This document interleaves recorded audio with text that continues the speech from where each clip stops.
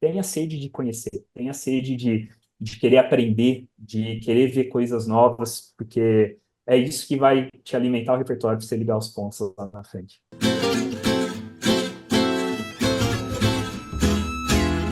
Olá, pessoal. Começa aqui o Filó Podcast da Conexão. E hoje essa conexão vai ser danada, viu?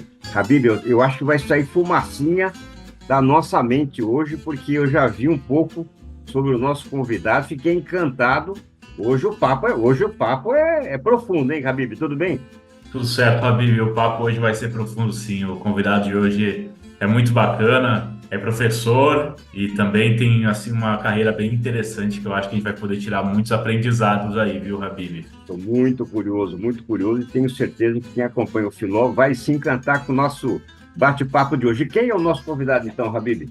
Habib, o nosso convidado é o Alex Soares, é formado em ciência de computação e design, tem também especializações em marketing e neurociências. Ele é designer há quase 15 anos, trabalhando com marcas de grande expressão no mercado, sendo que atualmente é design lead na TOTS. Ele é professor, mentor e palestrante desde 2015 em vários lugares. Atualmente ele dá aula na FAAP e a UARI. E é autor, que foi por aqui também que eu conheci ele, do livro Design com Neurociências, desvendando o comportamento humano para aprimorar os seus projetos. E estamos aí com o Alex Soares, Habib. Muito bom, Alex, seja muito bem-vindo. Cadê o livro, Alex? Antes de mais nada, vamos mostrar esse livro aí para o pessoal já conhecer essa obra. Tá no jeito aí? Se não... Não tá por causa de um bom motivo, pessoal. Antes de mais nada, é um prazer estar aqui com vocês. Obrigado pelo convite. Acho que vai ser um papo bem legal. E não tá por um bom motivo. Eu acabei de pegar o último exemplar que eu tinha para participar de outro podcast, acabei levando o livro. Agora eu tô para receber uma remessa. Então, ou seja, o próprio autor está sem o livro. Então, só tá as edições, é bom, hein? as edições digitais, né? Mas eu acho que o livro ele tem que ser sempre útil, né? Então, acho que se alguém está lendo ele, é melhor do que ele ficar aqui na minha prateleira. Então, está cumprindo o seu dever, né? Não tem, eu costumo brincar, né, com eu falo, olha, o teu livro eu já emprestei para um amigo, eu falei, na quinta emprestada ele explode, né? Então, porque tem que comprar, né, pessoal? Vamos comprar esse livro aí, porque senão o negócio complica, né? Mas que bom, Alex. Então, olha, antes de contar a tua biografia, que essa é a porta de entrada aqui no Filó, fala um pouquinho, então, do propósito e da proposta do livro. Legal, pessoal. Então, acho que antes de eu até falar um pouquinho sobre o livro, falar um pouquinho sobre como ele surgiu. Inicialmente foi lá num evento em 2018 chamado Hacktown. Nesse evento é um evento bem bacana, ele é bem uma espécie de SXSW, baseado no evento lá dos Estados Unidos. E o seu mote principal ali é a tecnologia, porém, ele abrange vários temas, várias disciplinas diferentes, que vai desde mercado da música, sobre meditação. Então, é um evento bem diverso e ele acontece na cidade, muito motivado ali pela Inatel, que é uma faculdade de tecnologia fantástica aqui do nosso país, uma das primeiras a estudar o 5G, que hoje já é realidade para a maioria dos brasileiros. E aí, quando a gente pensa no evento, ele abrange tudo e eu consegui fazer uma palestra lá no primeiro dia e depois consegui aproveitar o evento. E uma das palestras que eu assisti era uma palestra sobre neurociência. E o que foi bacana dessa palestra? Era bem um momento que eu estava estudando sobre pesquisa em design. Então, a pesquisa ela tem muito ali os moldes de uma pesquisa acadêmica, só que o foco é sobre a experiência que as pessoas podem ter com um produto, com um serviço, ou com qualquer outro tipo de tema que a gente possa enxergar uma oportunidade de se criar um produto ou serviço. Então, as empresas hoje, principalmente as empresas de tecnologia, estão abrangendo muito isso. E eu estava estudando sobre essa disciplina para entender mais sobre o comportamento humano também. O que eu poderia trazer ali de outras disciplinas que pudesse juntar a disciplina de pesquisa em design e conseguir fazer um trabalho de maior qualidade. E aí eu assisti essa palestra de neurociência, eu já sabia o que era neurociência, mas para mim ainda era um mundo muito do acadêmico mesmo, né? E aí eu vi que a palestra falava muito sobre como é que as pessoas estavam levando estudos das neurociências para aplicar no dia a dia das pessoas. E eu fiquei encantado com isso. Falei, poxa, acho que esse é um direcionamento bacana que dá para trazer para o design. E aí eu fui pesquisar mais sobre o assunto, eu encontrei um livro da Carla Tipo, que é uma neurocientista fantástica, ela tem uma didática muito boa para falar de um tema que é bastante complexo, né, bastante acadêmico, então ela consegue fazer essa conversão muito bem. Aí eu gostei mais ainda, porque aí eu comecei a entender mais sobre os fundamentos da neurociência, eu quero ter uma imersão ainda maior. Foi até engraçado que quando eu cheguei na pós, eu não encontrei outros designers ou pessoas de tecnologia, eu encontrei muita gente da psicologia, então muita gente da saúde, né, buscando esse assunto, mas eu já sabia que ia ser por aí, então eu já fui muito na ideia de pegar insights da neurociência, pegar esses fundamentos para juntar com o design. Eu sabia que eu não ia ter uma matéria sobre isso. E aí foi legal, foi bem interessante a pós, e da pós eu fiz um TCC que o foco era fazer essa junção do design com a neurociência. E do TCC a gente fez a base ali para o livro Design com Neurociência, que publicamos em 2022 pela Casa do Código. Então foi uma jornada de fazer uma palestra que ninguém tinha pretensão disso, conhecer algo novo no Hacktown, e aí depois fazer toda essa imersão aí na disciplina. Alex, eu acho muito bacana essas coisas. Eu tenho, na verdade, aproveitando ainda sobre o tema do livro, que eu achei bacana também quando eu li, não foram só todo o conteúdo do livro, mas foi também os desenhos do livro, né? Que Sim, o artista aí desenha bem, viu, Alex? Tem que.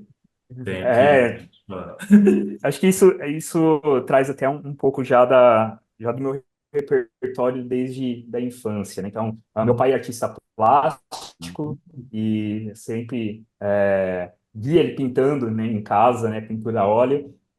Mas eu falo que até o que o meu pai me passou nem foi tanto fundamento de desenho ou algo assim. Meu pai me deu muita referência, então desde sempre meu pai já me dava aqueles gibizinhos da Turma da Mônica, da Disney, né? Assisti muita coisa da Disney. Quando eu assisti Pinóquio, já tinha não sei quantos anos que existia Pinóquio, que é dos anos 40, né? Então já era antigo, mas ele me deu para eu assistir, para eu conhecer. Então, esse repertório, principalmente de ilustração, de desenhos, eu sempre tive em casa. E aí, conforme você vai consumindo, você vai querendo fazer o seu. É igual jogar videogame, né? Então, chega uma hora que você não quer só assistir, você quer jogar também. Então, com o desenho comigo foi a mesma coisa. Chegou uma hora que eu queria fazer os meus próprios desenhos. Então, você começa copiando ali, né, os traços das histórias em quadrinhos, e aí com aquilo você vai evoluindo. Então, eu fui muito autodidata nisso.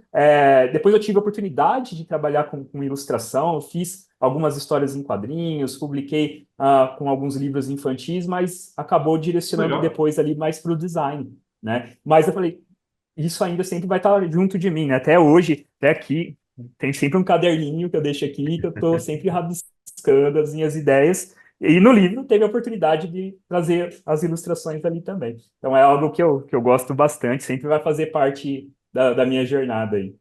Que bacana, que bacana. Inclusive, Alex, a gente vai, eu falei para você comentar a tua biografia, né? Eu me lembro, né, em relação, né, à tua atividade junto à TOTUS, né, que uma das pessoas que eu biografei num programa que eu tinha na Rádio Eldorado, por 6 anos, né, de grandes empresários, foi justamente o Laércio Consentino, né, da TOTUS tal, e marcou muito, até uso nas palestras, uma passagem, até comentei aqui já, que ele diz o seguinte, né, que você primeiro tem que observar, depois você tem que se fazer ser observado, né? E a hora então que as pessoas, né, perceberem que você é uma pessoa, né, de boas ideias, diferente, então apresentar um projeto. E foi isso que ele fez, né, lá atrás na SIGA, que trabalhava para grandes empresas, e ele observou que a base da pirâmide eram pequenas e médias empresas, né? Então Sim. ele levou ao então dono da SIGA a ideia e falou: olha, nós estamos trabalhando para o bico da pirâmide, vamos trabalhar para a pirâmide toda, né? E aí nasceu a Microsiga e depois a TOTUS, né? Então, uma pessoa brilhante. Então, conta um pouquinho, né, da tua biografia, porque a biografia sempre vem um fato importante, interessante, que a gente desconhecia, que de repente, né, mostra um pouquinho da personalidade. Comecei com um desenho, é uma coisa que eu sempre vou levar comigo, mas em paralelo a isso, eu também tive várias experiências bacanas que eu falo que hoje eu junto os pontos, né? Eu tive uma pequena carreira ali na adolescência como enxadrista, então Olha, eu tive a oportunidade de jogar torneios Brasil afora. Falo que é muito parecido hoje, não sei quem assistiu, né? Mas o Gambito da Rainha que tem na Netflix, que conta ali a história da mocinha evoluindo nos torneios de xadrez, era um pouco daquilo a minha vivência, né? Só que, infelizmente, eu descobri que o Brasil não é o país do xadrez, é o país do futebol. E tem pouco investimento nesse esporte, né? Mas é algo que eu gosto bastante ainda de fazer.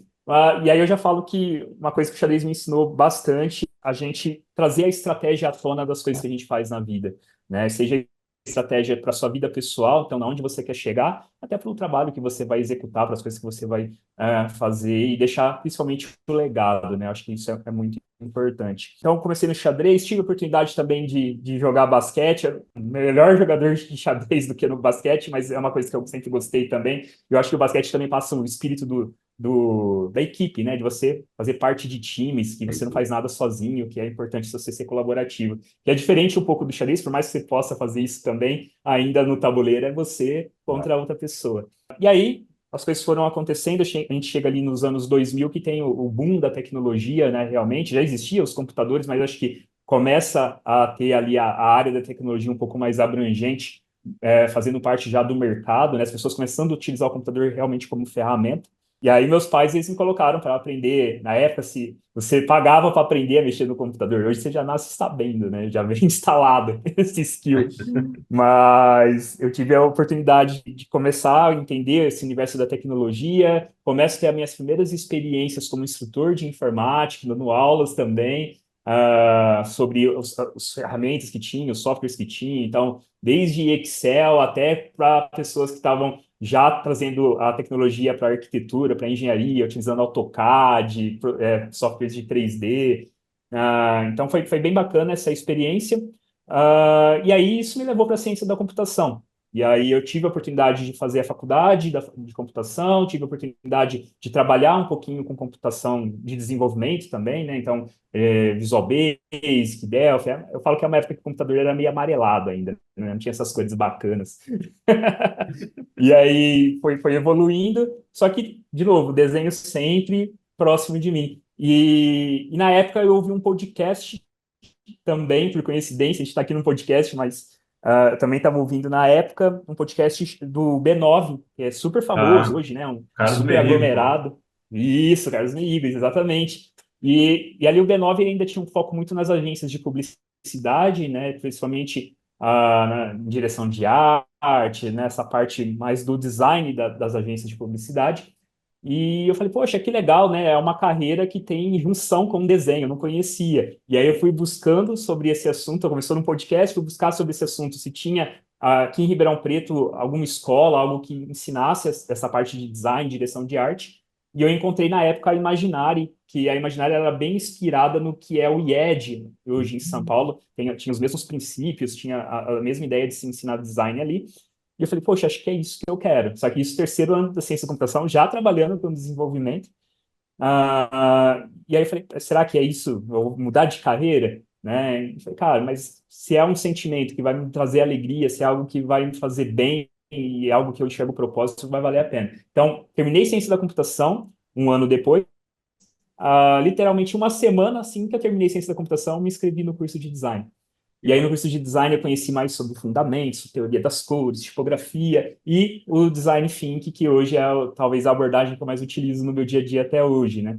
E aí, conhecer uma outra vertente do design. Porque quando a gente fala design, a gente vai muito para a parte estética. Até quando a gente vê um carro na rua, a gente fala, poxa, que carro que tem um design bonito, né? Mas eu entendi que o design é além, que design era, na sua essência, né? Ou literalmente até falando, na tradução, é projeto. E aí, para projeto, a gente pode utilizar outras abordagens e não necessariamente o entregável vai ser uma parte visual. E aí, eu fui trabalhando, fui indo para as agências de publicidade, estagiando, até que começa também as startups. Aí eu fui para esse universo das startups também, imerso com a tecnologia, e isso foi bem legal. Aí eu falo que a vida é muito sobre ligar os pontos, né? Ah, Porque comecei fazendo ciência da computação, estava indo para um caminho das agências de publicidade, por mais que você trabalhasse com computador, ainda é um outro universo, né? A ideia ali é mais as campanhas e tal. E aí depois eu voltei para esse universo da tecnologia, só que com uma bagagem da ciência da computação. Então isso já começa a me ajudar a se comunicar com esse ambiente, de trocar figurinhas com desenvolvedores e tudo mais. Gabriel, desculpa, você falou alguma não, coisa? imagina, porque foi tão assim, para mim, eu lembrei na hora do discurso do Steve Jobs, né, que conectando os pontos. Sim, Impossível não lembrar. E assim, a sua sim. trajetória é muito bacana, Alex. Eu acho que você vê o tanto de lugares que você foi passando, o tanto de coisas que você foi conectando de fato, através da ciência, desenho, passando por agência. E eu queria saber, Alex, só para quem está chegando agora, né, nessa conversa, o que que é o design, o que que é a neurociência? E o que que é o design thinking? Desculpa, eu sei que foram três perguntas, mas é que eu acho que para poder trazer para o público entender o que que é, quem não conhece, eu queria só que você pudesse Aham. dar uma passadinha por cima para a galera poder entender. Legal. Ó, o design, para começar falando um pouquinho dele, ele começa como um movimento no começo do século passado ali, e talvez uma das grandes instituições que começa a promover o design realmente, de fato, no mundo é a Bauhaus. E aí começa a ir além da parte estética, porque quando a gente pensa no surgimento do design, é importante também falar que é uma época que está se tendo a Revolução Industrial, começa a se ter os pontapés ali da Revolução Industrial. E até então, quando a gente pensava na parte de harmônica, de produtos, de serviços, ainda era um negócio muito ligado ao artesanato, né? Então, as pessoas, você tinha ali os produtos sendo feitos, e aí chegava um artesão no final de todo esse processo para deixar o produto mais vistoso, mais harmônico, que as pessoas tivessem vontade de ter aquele produto em casa. E aí, quando a gente pensa que a Bauhaus, ela entende que, não, o design, ele também um meio de a gente se projetar coisas. Então, ele não entra só no final, ele não é um artesão, né? Ele pode fazer parte de todo o processo de desenvolvimento de um produto. E aí a Bauhaus, ela acaba sendo paralisada ali por conta da Segunda Guerra, né? Ali, na época, o Partido Nazista fecha a Bauhaus e volta depois à Escola de depois da guerra, que é uma escola que continua trazendo ali os fundamentos iniciais que a Bauhaus trouxe, na verdade. E aí, com isso, a gente tenha o mundo começando a ter a interação com esse movimento. E aí a gente tem até mesmo os brasileiros indo estudar na escola de né? E aí eu acho que vale destacar, sempre legal relembrar, que o Alexandre Wallner, que é um designer famosíssimo no nosso país, fez grandes projetos, o logotipo do Itaú, né, que a gente tem até hoje, né, teve as modificações, hoje, recentemente, teve uma última modificação, mas a essência, que é aquele quadradinho e tem o Itaú escrito, é um trabalho do Alexandre Wallner. Então, é um dos grandes pioneiros a trazer o design aqui para o país e ensinar design também aqui no país. E aí, a gente tem como uma entrada ao design gráfico, e aí isso vai evoluindo. Quando a gente chega já próximo ali dos anos 90, né, metade dos anos 80 para os anos 90, a gente começa a ter outras abordagens do design. Então, o design foi evoluindo muito para essa questão do design gráfico, muito parte da parte visual, né? Nos produtos, era muito ainda nos produtos físicos, então a gente está falando de confecção de cadeiras, né? De até design de interiores no geral. Mas aí a gente tem também a parte do design gráfico evoluindo muito para essa parte estética. E aí as pessoas começam a resgatar a essência do design dessa parte de fazer um projeto como um todo. E aí você tem ali no começo dos anos 90 as pessoas olhando para isso e desenvolvendo o que a gente chama a abordagem de design thinking. Né? Então, a IDEO, que é uma grande pioneira nesse sentido também, começa a trazer pessoas para fazer parte do processo utilizando o design, não necessariamente as pessoas tendo que ser designers também, designers aí muito mais no papel de facilitação, e depois a gente começa também a olhar para o design de serviço. Então, além dos produtos, a gente também pode impactar o serviço que é nos compartilhado, né? Então, por exemplo, um restaurante, como é que a gente pensa no melhor serviço para um restaurante para que as pessoas, além de consumirem, também se sintam satisfeitas com aquele serviço. Então, tem todo um processo de design pensando nisso também. E aí, isso, o mercado da tecnologia abraça todas essas abordagens, né? Entende que o design vai além do estético e que o design pode ser estratégico dentro das organizações. E aí, a gente começa a evoluir até chegar nos tempos de hoje. Eu acho que o design nunca teve tão estratégico. Hoje, o design faz parte da decisão de negócio. A gente tem empresas que têm design como um pilar, né? Então, Nubank, Airbnb, são todas empresas que têm o design como força motriz para estar direcionando as estratégias delas. Só aproveitando, eu estava lembrando aqui de como eu cheguei a conhecer você, né? Na época, Habib, é bem interessante isso, eu estava dentro do escritório de advocacia, hoje eu continuo trabalhando mais em um outro escritório. E eu estava tentando entender o que que era o legal design para o projeto que a gente estava. E aí eu fui estudar tudo, fui desde o começo, comecei na escola de Barros, passei pelo livro Design Thinking, que é dos fundadores da IDEO, que você acabou de citar, E aí eu fui entender o que que era isso e como que eu poderia melhorar os serviços advocatícios por meio do design. E aí eu cheguei no podcast do Luan Matheus, que é o Papo de UX, e ali eu vi você sendo entrevistado, e daí eu vi que você tinha um livro, falei, vou pedir o livro, eu quero ler o livro dele, e aí a gente começou a conversar. Mas assim, você contando isso, cara, primeiro é muito bacana porque é uma aula. Então, para mim, eu adoro isso, cara. Eu acho que as pessoas estão podendo aproveitar bem, Habib. Não tenha dúvida, inclusive pelo que você traz, né, Alex? O design hoje entra literalmente na experiência do cliente, né? Sendo decisivo nisso. Agora, hoje também, Alex, por exemplo, o conceito de beleza foi desconstruído, né? Então, hoje a beleza é interior, né? A beleza, né, da forma, enfim, né? Cada qual tem a sua beleza. Isso tem que ser respeitado. E o luxo também, o luxo está muito acessível. Por exemplo, aparece o Luva de Pedreiro do nada, né? Tá toda hora na televisão vendendo banco, vendendo isso, vendendo aquilo, compra uma Porsche, né? Enfim. Então, qual é o real conceito hoje de beleza e de luxo que o mercado está trabalhando? Eu acho que o mercado ele nunca se preocupou tanto, igual está se preocupando hoje, com a experiência que as pessoas têm com o que eles que é fornecido, né? Então, eu até trouxe, né? O mercado da tecnologia abraçou isso, mas acho que vale destacar que o grande pioneiro em tudo, nesse olhar de experiência do usuário também é a Apple. Então, a Apple ela já nasce, né, com esse viés. O próprio Steve Jobs tinha isso, você mencionou ele, né? Então, acho que vale ressaltar. Eu discordo de um monte de coisa do Steve Jobs como pessoa, mas na parte de design, principalmente, acho que ele não era um designer, mas ele tinha muito essa ideia de trazer a melhor experiência possível. Então, nos seus próprios produtos, ele já pensava nisso, ele contrata pessoas para trabalhar com ele que pensassem nisso também, e aí também vale mencionar aqui o Donald Norman, que não foi ele que criou, mas o que popularizou esse termo UX, né, User Experience, a experiência do usuário. Então, como a gente olha para as pessoas que utilizam esses produtos e serviços.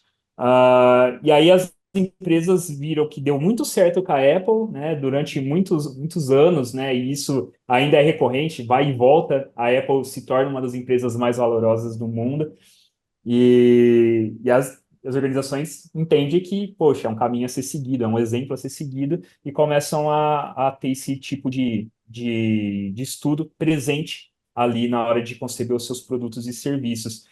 E aí, quando a gente pensa nessa parte que você falou, né, poxa, o que que é beleza, a percepção de beleza, é muito sobre isso mesmo, cada perfil, cada público que a gente está pesquisando, que a gente está entendendo, e por isso pesquisa é tão importante para ser feita. A gente não pode, acordei, tenho uma ideia e já sair desenhando, porque pode ser que a gente não atinja essa percepção de beleza interna daquele público que a gente quer atingir. E beleza faz, sim, parte da experiência, né? Porque como o design teve essa barreira muito ligada à estética, até vale um puxão de orelha para muitos designers. Fala, poxa, não, o design vai além, não é só estética. Beleza, vai além, não é só estética, mas a estética também faz parte da experiência, né? Quando você se atrai por um produto, possivelmente, num primeiro momento, é porque ele te chamou atenção na parte harmônica, né? Na parte estética do que ele está sendo representado. Então, mas aí que vem o grande tchan do negócio, e é por isso que eu fui estudar outras ciências que trouxessem essa parte do comportamento, como neurociência, psicologia. Qual é a percepção dessa beleza? E aí tem todo um aspecto cultural, tem toda uma bagagem que as pessoas vão adquirindo desde a primeira infância, desde quando é bebezinho, lá, e vai aprendendo o que que é o mundo, vai começando a formar o que a gente chama dos modelos mentais, a percepção do mundo ao seu redor e de quem você é dentro desse mundo, né? E aí você vai evoluindo, vai aprendendo, vai entendendo o que que é certo, o que que é errado, o que te chama atenção, o que que é concepção de bonito, né? E aí, até mesmo o que que é uma boa experiência para você, tudo isso vai formando o seu repertório até que a hora que você chega no seu momento de interação, e todo esse repertório vai embasar as tomadas de decisão que você vai fazer. Então, quando você vai consumir um produto, pode ter certeza que toda essa bagagem vai ser levada em conta, e aí milésimos de segundos os seus neurônios vão conversar lá dentro do seu sistema nervoso para tomar essa decisão, mas esse repertório ele vai ser ativado através das suas memórias na hora de falar, poxa, é isso que eu estou querendo, é isso que eu estou buscando. Até porque acho que um grande exemplo disso é a nostalgia, né? A gente nunca viu o tanto de nostalgia que a gente está tendo hoje em dia de coisas que aconteceram nos anos 80, nos anos 90. As pessoas têm as memórias afetivas em cima disso e consomem baseado nessas memórias afetivas que elas têm. Então, eu estou aqui no vídeo, né, com um capacete do Ayrton Senna. Poxa, tenho super memória afetiva de assistir as corridas com meu pai e tudo mais.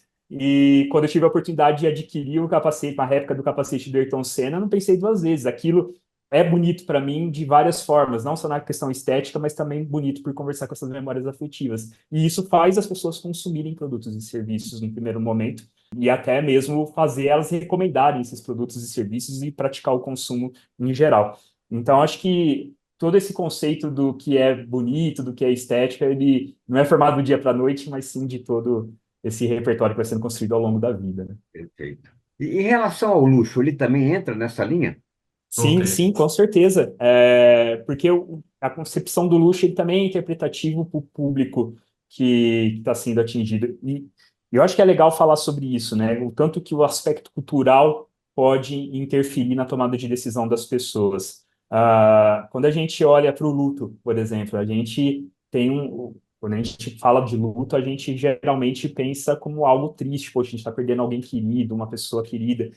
Quando a gente vai para o México, eles interpretam de outro jeito o luto, porque culturalmente é mostrado para eles desde a primeira infância que a pessoa não morre necessariamente na hora que ela deixa o corpo dela, ela morre quando ela deixa de ser lembrada. Então, a partir do momento que você sempre estiver lembrando dessa pessoa, essa pessoa está sempre viva dentro de você, né? Então, já é um aspecto cultural que muda bastante de acordo com a cultura que a pessoa tem inserida. Aí, quando a gente pensa no luxo, o que pode ser luxo para o brasileiro, quando a gente olha para os Estados Unidos, pode ser uma outra concepção de luxo, por causa que a cultura moldou essa percepção lá. Então, eu diria que o repertório e a cultura que as pessoas estão inseridas, e aí acho que vale também trazer. A gente é um bicho que a gente precisa ser sociável, né? A nossa espécie, desde sempre, ela precisou ser sociável. Primeiro, para sobreviver. Então, quando a gente ainda estava ali evoluindo, né, como Homo sapiens, a gente precisava andar em grupo para sobreviver por causa dos perigos, né, de outros animais que podiam estar circulando ali em volta dos Homo sapiens. E aí depois a gente começa a evoluir essa parte do grupo como um pertencimento, não é mais sobre sobrevivência, é sim sobre fazer parte. E até hoje a gente leva isso em consideração, né? Até por isso, quando a gente vê algo bombando na rede social, pô, eu não quero ficar de fora, eu também quero fazer isso, eu também quero estar fazendo parte daquele grupo, principalmente um grupo que eu me identifico, né? Então, acho que o luxo ele está muito em cima desses outros aspectos que fazem a gente consumir. E outro ponto que eu estava pensando aqui, Alex, cara, eu lembro tanta coisa quando a gente vai tendo esses tipos de conversa, mas eu estava lembrando das aulas quando eu tive na aula na FAP, inclusive, na Faculdade de Comunicação Social, né? E eu lembrei, cara, de que, basicamente, também o design, se a gente for pensar, é quase uma experiência antropológica, né? Porque você está indo ali, você está entendendo o consumidor de fato, observando as nuances, observando a forma cultural. E daí eu lembrei também da época que você falou, da preocupação que o Steve Jobs tinha em desenvolver, eu não sei o nome correto para dizer isso, mas eram sistemas de dentro do computador que o consumidor sequer ia ver, mas ele tinha uma preocupação de aquilo estar bem organizado e bem desenvolvido, porque aquilo era importante estar bonito para eles. E ainda eu lembrei de outro ponto que era dos filmes da Disney que você falou do Pinóquio. Quando o Walt Disney ia fazer os filmes, ele tinha preocupação em entender o público de fato. Então, para mim, eu vejo esse mix. E eu vejo que às vezes parece, para quem olha de fora, que o design é simplesmente você pensar nas imagens, fazer algo bonito e que a pessoa vai saber usar. Mas não é só isso. Eu queria que você falasse um pouco do processo do design, que eu acho que tem por trás, que Legal. seria interessante as pessoas conhecerem. Isso é bacana, até antes de eu falar sobre o processo, é legal você falar do Disney, né? Quando ele começou com a ideia dos parques, ele tinha muito essa parte de entender como o público que ele queria atingir via o parque também. Então, eles colocavam no lugar das crianças. Então, aqui tem que ser mais baixo, porque se a gente colocar muito alto, as crianças não vão enxergar, não vão conseguir ver. Então, olha só, não é um processo de design, não é uma metodologia de design circulando ali, mas tinha uma preocupação com a experiência que as pessoas iam ter. E aí isso que é bacana, né? O design ele tem esse propósito de fazer parte de um projeto focado na experiência das pessoas e como elas interagem, como elas se comunicam com o que a gente está oferecendo para elas, mas ela é feita de um aglomerado de disciplinas, né? Então, design pegou um pouco de antropologia, pegou um pouquinho de história da arte, pegou um pouquinho da psicologia, e aí foi formando, né, esse aglomerado de disciplinas que hoje a gente utiliza para fazer as abordagens de design. E aí, falando um pouquinho sobre processos, independente do projeto, eu sempre coloco três pilares, são os três pilares da própria abordagem do Design Thinking, que ele prega sempre para a gente ter a pesquisa, né, o entendimento ali do que a gente pode observar e entender e compreender do comportamento humano com um produto, com um serviço ou com um tema que a gente está explorando como uma possível oportunidade de trabalho. E aí a gente faz a pesquisa até como algo à parte, porque na pesquisa a gente não tem o propósito ainda de sair com soluções, mas sim de entender propriamente dito, como a própria pesquisa direciona. Depois que a gente faz a pesquisa, aí tem um momento de ideação, então um momento que a gente vai colaborar, e aí é importante dizer, não é só o designer que coloca a mão na massa, é importante que outras pessoas colaborem junto com a gente para colocar a mão na massa. Trago mais um exemplo, a gente falou de Disney, vou trazer mais um exemplo de Disney também. Na Disney tem os Imagineers, que são as pessoas que pensam nas atrações dos parques da Disney, né? E aí, quando eles vão criar, eles geralmente juntam um grupo de pessoas que têm suas expertises, então tem pessoas ali que mandam bem de engenharia, tem pessoas que mandam bem de design, tem pessoas que mandam bem de eu esqueci o nome agora, faz a parte de cenários e tudo mais, enfim.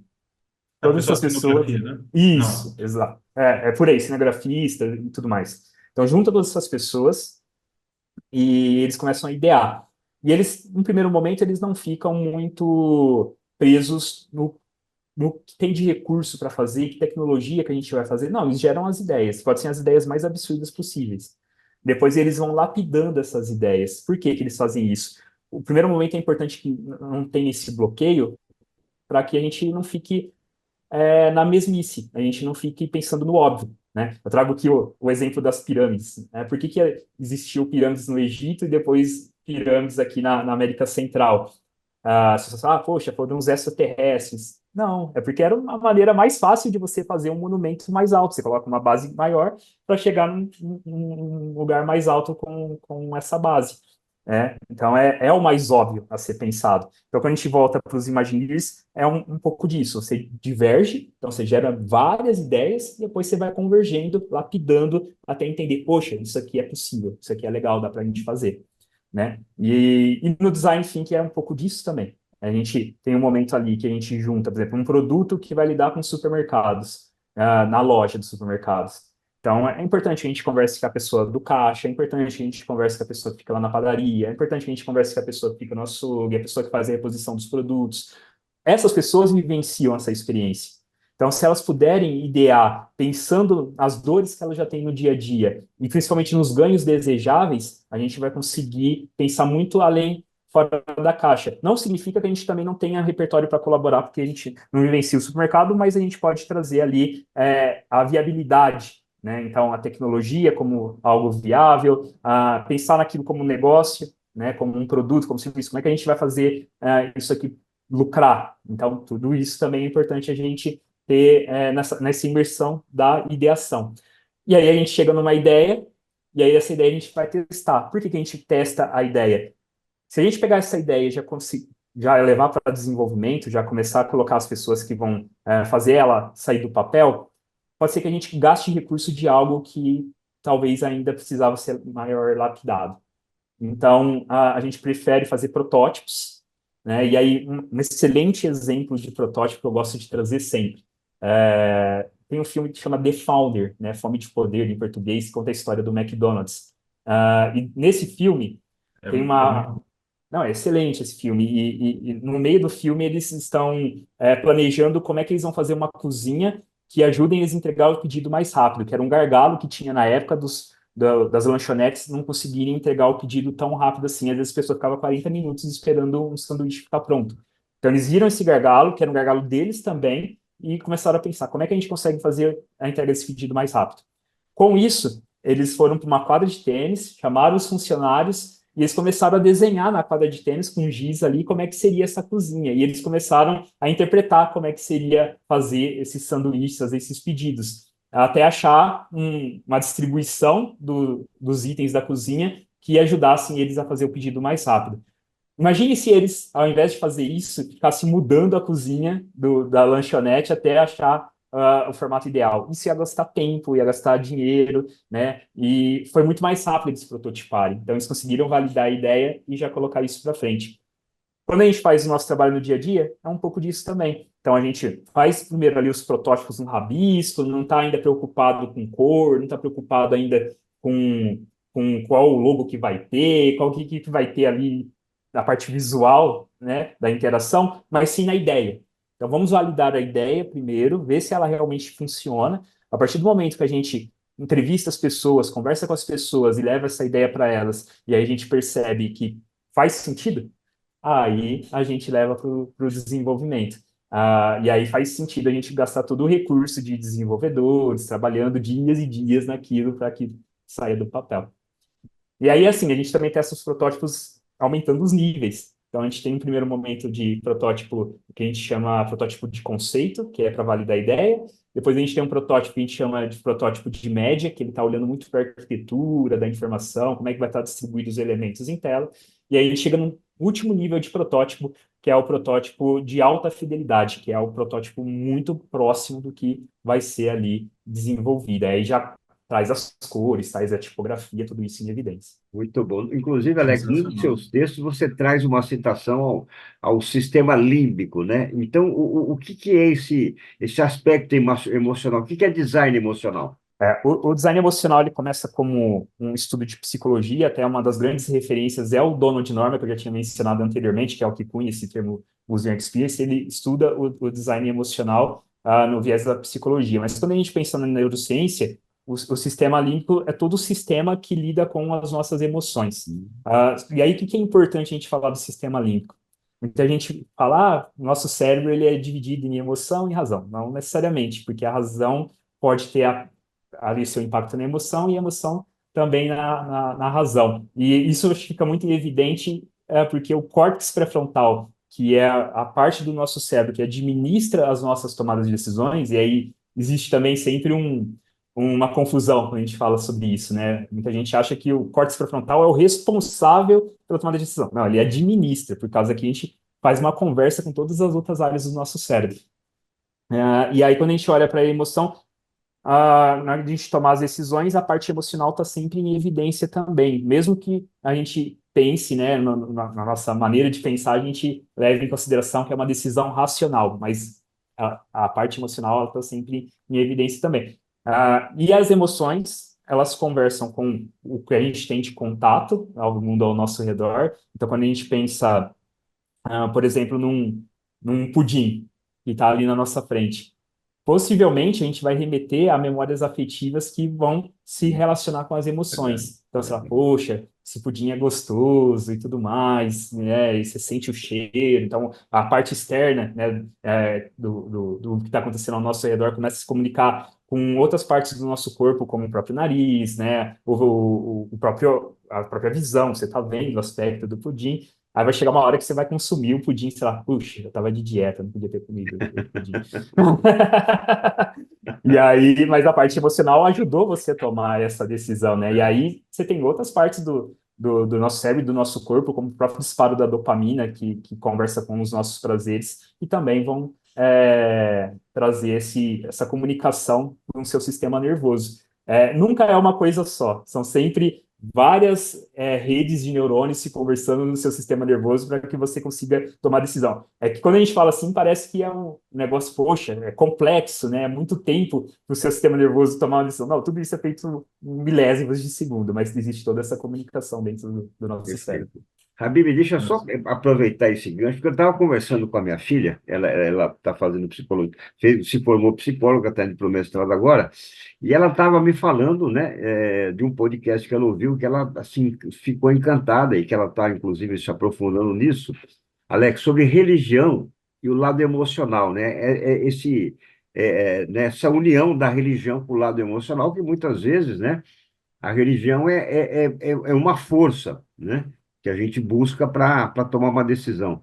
Aliás, foi engraçado também, eu acompanho, né, o padre Mário Sartori, que ele estava falando o seguinte: olha, isso aqui não é autoajuda, é ajuda do alto, né? Ou seja, né, isso aqui no que eu estou Boa. falando não é uma autoajuda, é uma ajuda do alto.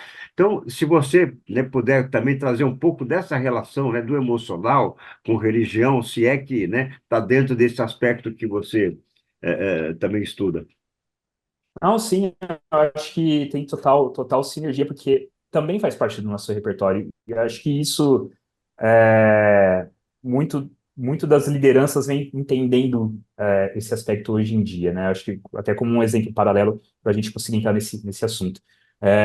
Quando a gente pensa na vida nossa no trabalho, se tinha muito aquela expectativa de separar a sua vida profissional da sua vida pessoal. Isso é impossível, porque o que você toma de decisão, o seu reflexo no trabalho, na vida profissional, é reflexo do que você está sentindo na vida pessoal. Ou seja, se tiver alguma coisa na sua vida pessoal que não funcionou bem, com certeza isso vai impactar ali na hora que você estiver trabalhando, porque você vai estar com aquilo imerso dentro do seu pensamento mesmo na hora de fazer as suas tarefas do dia a dia.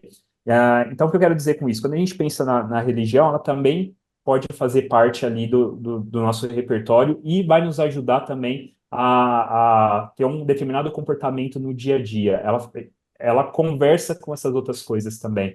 As nossas crenças, como a gente percebe o mundo ao nosso redor, faz parte desses modelos mentais que eu tinha mencionado anteriormente. E digo até mais, eu acho que ela ajuda também em como a gente forma a nossa percepção de quem nós realmente somos. Eu acho que cada pessoa também consegue ter essa busca, né, da religião, de como se dar bem com ela e tudo mais, de acordo com a sua vivência de vida. Então, se você estiver imerso culturalmente num lugar que tem a religião como força motriz, consequentemente, você vai ter isso para o resto da sua vida. A partir do momento que isso não está presente dentro do seu repertório, da sua cultura ao redor, isso não vai te impactar tanto. E aí talvez você vai buscar coisas que te motive, que faça você ser uma boa pessoa, algo parecido com isso, em outras coisas, né? Ah, mas tudo isso acho que entra no aspecto cultural mesmo que alimenta o nosso repertório. Perfeito. Alex, deixasse eu ficar conversando horas aqui com você. E eu queria saber, Alex, aproveitando aqui por causa do nosso tempo, eu queria saber se tinha alguma mensagem final aí para o nosso público. Eu gosto muito de estudar, né? Que a maioria dos livros, ó, só essa primeira prateleira aqui que é mais design, o resto é tudo livro de outras coisas. Mas, ó, tem biografias, tem Albert Einstein, tem Leonardo da Vinci. Então, assim, eu gosto de ler diversas coisas, assim, que eu acho que a gente não pode ficar preso numa caixinha. E aí eu tenho um pensamento muito inspirado no renascentismo, das pessoas que produziam ali inicialmente as obras de arte, mas também faziam outras coisas, como o próprio Leonardo da Vinci, que foi um artista, mas também foi um cientista, foi um arquiteto, enfim, abraçou outras disciplinas, sem mesmo ter esses nomes ainda. E eu acho que é um pouco isso que a gente tem que levar na vida. Eu acho que é importante a gente ter curiosidade, da gente conseguir alimentar o nosso repertório de coisas que não necessariamente é coisas que você já vai utilizar no seu trabalho, que você já vai utilizar no seu dia a dia, mas que vai alimentar seu repertório. E aí vem a ligação lá com o discurso que você falou do Steve Jobs em Stanford. A vida é uma eterna ligação de pontos. Hoje você está tendo uma interação que lá na frente você vai utilizar essa interação para fazer outra coisa. Então, eu levo um pouco a vida assim, né? Eu acho que a dica que eu dou, principalmente para a galera que é mais jovem, tenha sede de conhecer, tenha sede de querer aprender, de querer ver coisas novas, porque é isso que vai te alimentar o repertório para você ligar os pontos lá na frente. Parabéns, viu, Alex, Sensacional. porque, sem dúvida alguma, a ideia do Filó é mostrar essa conexão. E aqui a gente tem gente mais experiente, gente que está construindo uma jornada e tudo mais, né? Mas o que me deixa bastante feliz, né, e emocionado é ver que essa geração como você, o Gabriel, né, está sendo muito bem preparada, né? E preocupada em orientar, né, outras pessoas, né, na busca pelo conhecimento, né? Uma geração eclética, de leitura diversa, de conhecimento diverso também. Então, olha, Brasil Brasil tem jeito, com certeza Tem. está na mão de vocês aí. Obrigado, É viu, isso Tem. Alex? mesmo, E amigo. com certeza, como a gente fala, cadeira está aqui. Quando tiver coisa boa para contar, é só chegar, sentar e ir Legal. falando. Ó, então vou deixar aqui um spoiler para a gente combinar de um dia eu voltar aqui para continuar esse papo com vocês. Estou escrevendo outro livro que vai falar um pouquinho sobre economia comportamental relacionado Legal. ao design estratégico. Então, ele está sendo escrito agora, nesse momento, em breve aí a gente vai estar lançando ele e aí, com certeza vai ser um prazer estar vindo contar um pouquinho sobre ele aqui também. Pô, Com aí sim, certeza. Alex. E, É, Habib, você sempre pede contato, né, Habib? é isso aí, por favor, Alex. Quem quiser entrar em contato com você, por favor, como que faz? Legal. Ó, então tô lá no LinkedIn, para quem quiser bater um papo mais sobre essas questões profissionais. Alex Soares, Ribeirão Preto. Vocês não vão achar tantos Alex Soares em Ribeirão Preto assim, então vai ser fácil. E no meu Instagram, eu tenho meu Instagram pessoal, mas tá aberto também, simplesmente bater um papo lá, que é de Alex Soares, então THI, né? Ou Alex Soares. E tenho também o Instagram do livro, começou com o livro, a divulgação do livro, mas a gente está começando a fazer algumas outras pílulas lá para alimentar ele, que é o Design e Neuro, que aí já tem esse propósito de juntar design e neurociência, e né, todas as outras ciências comportamentais que a gente pode trazer insights para os nossos projetos no dia a dia. É isso aí. Pessoal, não deixem de seguir também o Filó nas redes sociais, no Instagram e no LinkedIn. Quando a gente for lançar esse episódio, vai estar lá também o contato do Alex, então aproveitem, vai estar fácil ali para vocês. Então vamos ficando por aqui, né, Habib? Filó, o podcast da conexão. A gente se vê no próximo episódio. Valeu! Valeu, pessoal.